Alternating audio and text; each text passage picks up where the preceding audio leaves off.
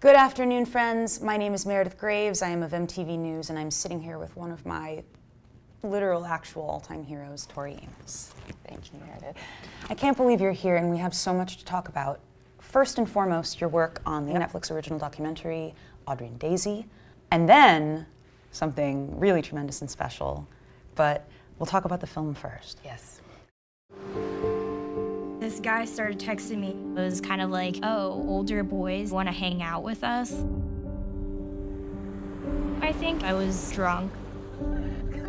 The boys were pretty persistent. Then I guess things got worse. It's good to let the audience know that this film is incredibly tragic. It's also, at times, wildly uplifting and makes you want to raise or join an army of your own to combat the pervasiveness of rape culture. So to get started, what do you think the strongest message is that survivors of sexual assault can take away from the film and from Daisy's story? The questions about the justice system and the questions about us as a community. How do we fail our teenagers when we turn the other way? Daisy talks about silence, the silence of friends, the silence of the community, people not wanting to get involved because they were afraid they could lose their jobs. And it divides people, this issue, because we don't always talk to the teenagers about responsibility and consequences, and that your life changes forever. I have to know, the first time you saw the film, how did you feel? Raw, unable to move. I was aware of Emily Doe and the Stanford attack. So the idea that this has been happening in our universities, that is happening in our high schools and now our middle schools. And it was a moment where I had to realize that this is beyond an epidemic, but it's endemic. It's in our country, it's in our culture, and it's something that sometimes grown-ups don't want to talk about. And when I say grown-up, I mean over 21. You don't want to talk about it. You put your head in the sand and say, push the issue out there. It's not going to happen to my sister or my teenager or me. Mm-hmm. And yet it's happening and it's not stopping. What do you think parents could do to gain a greater understanding of the crisis happening among young women, the rape epidemic, rape culture?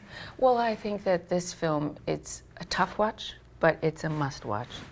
And it's something that teenagers need to see, and adolescents need to see it, because the boys, in Audrie's case, her story is that she was sexually assaulted, and then they drew on her with marker all over her body and wrote with arrows what they did all over her body, and then they took photographs and they put it up online. And that is when the shaming from girls as well, the shaming. So the perpetrators were boys, and these are teenagers, they're kids, and they were friends. So this is something, the over 21s, this is a wake-up call, this is a call to arms. And Audrie, within several days, 8 days, killed herself. Daisy is 18 now. She tried to commit suicide 3 times, but she has stepped into a place of survivor, and she's an activist, and she is building an army of teenagers to talk about this. What are the most positive results of the film to you? To see Daisy becoming a tattoo artist is It's something to watch. The film shows you that, and she's reclaiming her body. She is creating art on her canvas. And to address this very directly is something I encourage everybody to check out Daisy and become part of her army. I'm part of Daisy's army. See the muscle? All she had to do was raise her hand, and here we are. Are you planning on getting tattooed by Daisy? I am. You have tattoos, right? You do? No? Oh, Yes, no? I'm one of those people, the lower back tattoo gal. I'm one of those people. I know. That's like the one place I don't have one, so we're even. What do you think the recent prevalence of major national headline-making rape cases has done for the way our culture looks at rape in the common consciousness? Do you feel like it has changed anything?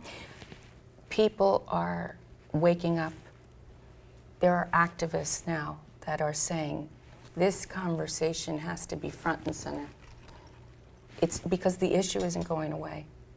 So we have to, America, we have to deal with this. These are our kids disrespecting our kids, and we have to look at them all as our kids. We're back to the conversation is when you look away and you don't do something, you are doing something. Your fingerprints are on that, okay? So we're not talking in our school systems, we're not really talking empowering teachers to have the conversation, tough conversation.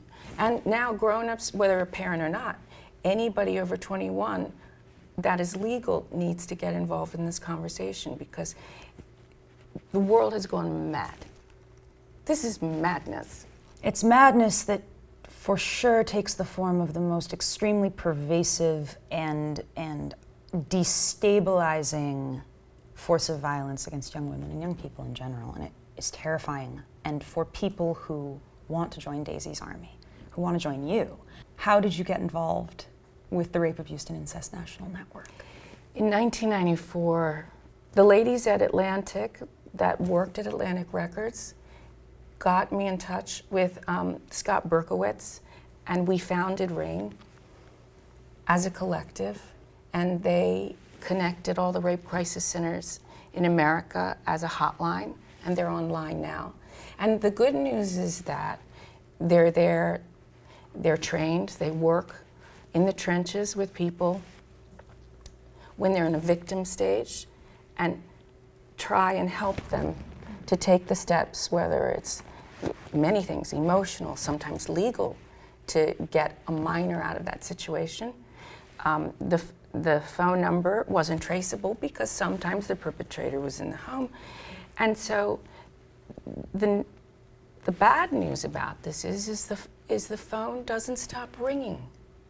If you'd asked me in 1994, once we started, in 2016, maybe the phone won't ring so much. No, the phone is ringing and ringing and ringing.